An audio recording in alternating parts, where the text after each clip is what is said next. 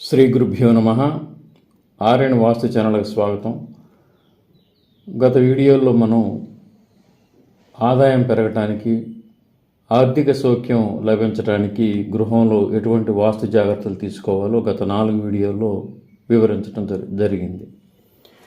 ప్రస్తుతం ఈ 5వ వీడియోలో కూడా, అంటే ఇప్పుడు ఇవ్వబోయే వీడియోలో కూడా ఆదాయం పెరగటానికి, ఖర్చులు తగ్గటానికి, వృత్తి ఉద్యోగాలు సుఖప్రదంగా సాగిపోవటానికి, ఆర్థిక సౌఖ్యం కోసం కొన్ని వాస్తు చిట్కాలు ఇవ్వటం జరుగుతుంది.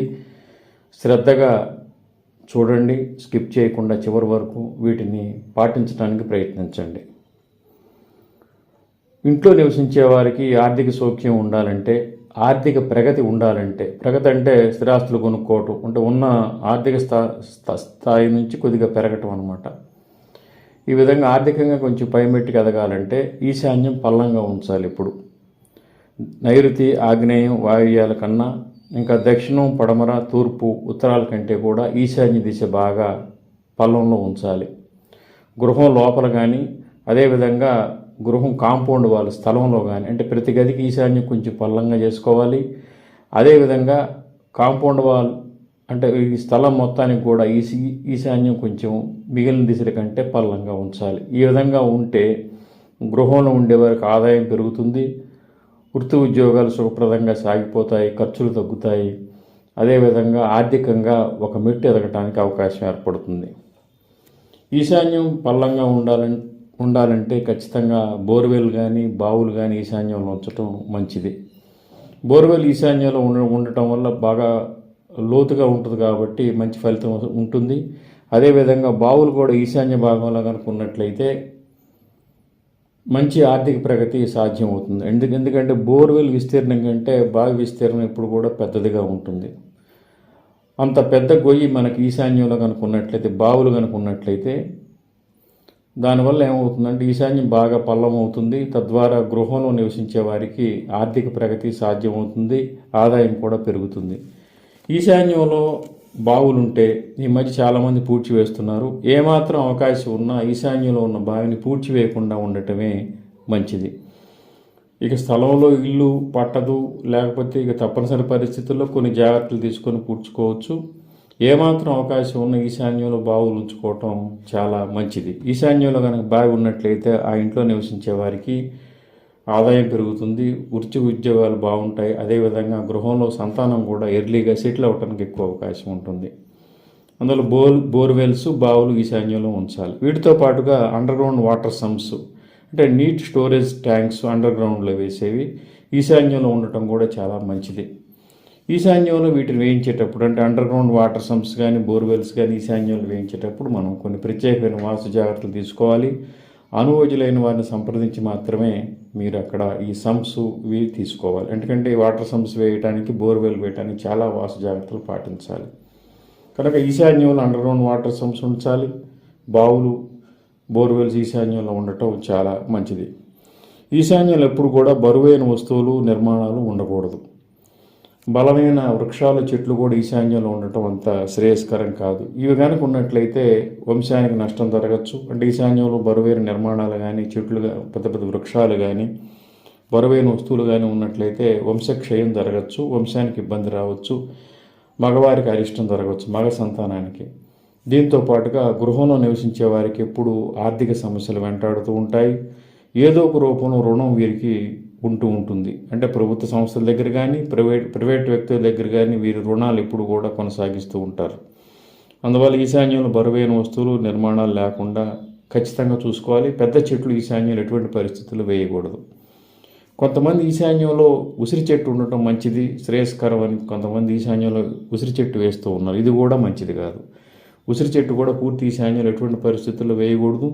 ఉసిరి చెట్టును ఇంట్లో వేయించుకునేటప్పుడు కొద్దిగా అనుభవజ్ఞులైన వారిని సంప్రదించి మాత్రమే మీరు వేసుకోవాలి.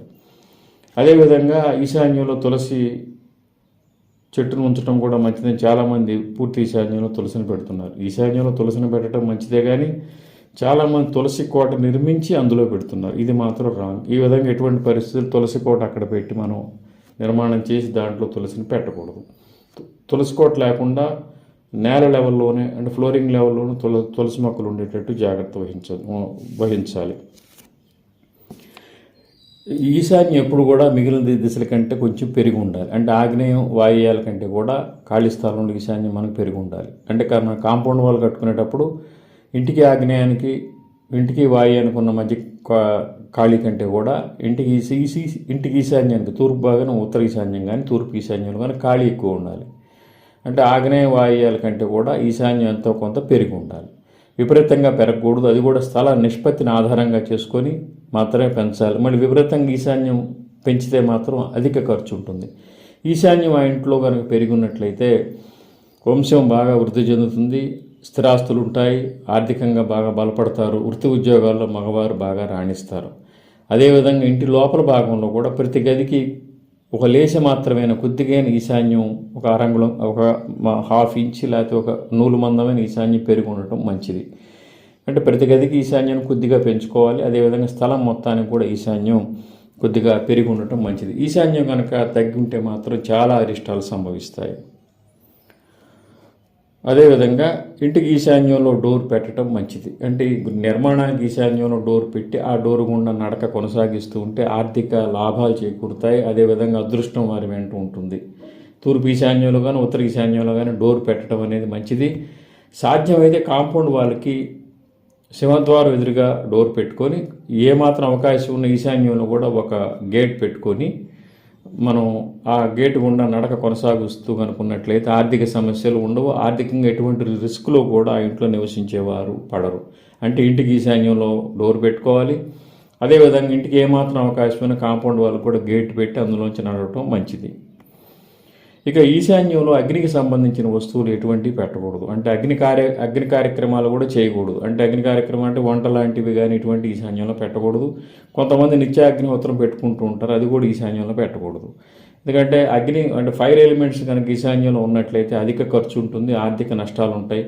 అదేవిధంగా మగవారు దెబ్బతింటారు. అందువల్ల ఈశాన్యంలో వాటర్ ఎలిమెంట్ ఉన్న వస్తువులు మాత్రమే ఉంచాలి. ఈశాన్యంలో నీటి వాడకం చాలా మంచిది. తర్వాత మనం గృహంలో ఉపయోగించిన నీటిని ఈశాన్యం గుండా బయటికి పంపటం శ్రేష్టం.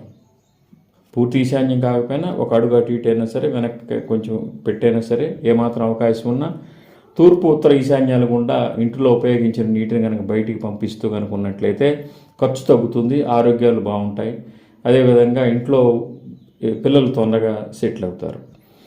ఇప్పుడు చెప్పిన ఈ ఈశాన్యం టిప్స్ కనుక పాటించినట్లయితే గృహంలో నివసించే వారికి ఆదాయం పెరుగుతుంది, ఆర్థిక సమస్యలు ఉండవు, వృత్తి ఉద్యోగాల్లో వ్యాపారాల్లో బాగా కలిసి వస్తుంది, పిల్లలు కూడా బాగా సెటిల్ అవుతారు. శ్రీ దత్త శరణం మమ శ్రీ ఉమామహేశ్వర కృపాసిద్ధిరస్తు. స్వస్తి.